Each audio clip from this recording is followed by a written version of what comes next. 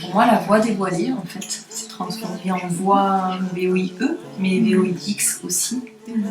J'aurais jamais cru pouvoir traverser tout ce que j'ai traversé dans cette formation. On rend compte que dès que les états émotionnels, que ce soit de la joie, ça accompagne, que ce soit de la tristesse, ça accompagne, que ce soit de la peur, ça accompagne. Et en fait, ça me quitte jamais.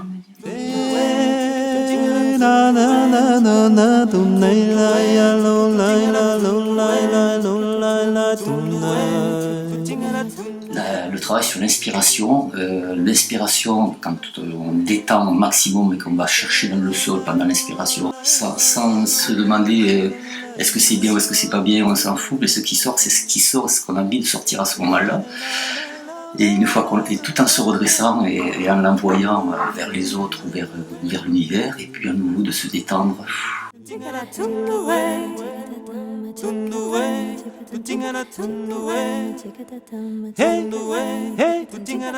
me suis senti pouvoir être moi-même, imperceptiblement, en faisant des petits pas, en n'étant jamais mis en difficulté. Moi, ce que j'adore, c'est l'improvisation.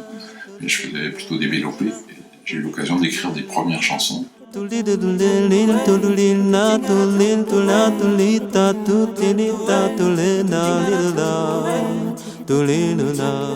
Tout le versant impro, le versant interprétation, le versant vibratoire énergétique, le versant soin, voilà, toutes ces palettes comme ça qui nous ont été proposées et qu'aujourd'hui, dont je me suis nourrie et que je peux m'approprier aujourd'hui.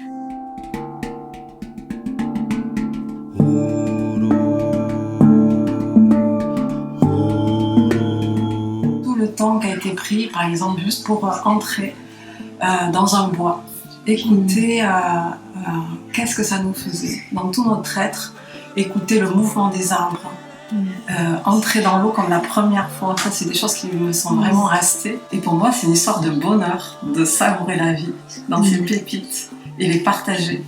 Et ensuite le fait d'être en groupe, cette alternance être en groupe, ou les rendez-vous aussi avec toi Morgane, et les temps aussi de pratique solitaire, c'est vraiment toute la vie, être seul, revenir à sa bulle, et ensuite être dans l'échange avec les autres. Et ça c'est vraiment une grande source de joie, d'inspiration.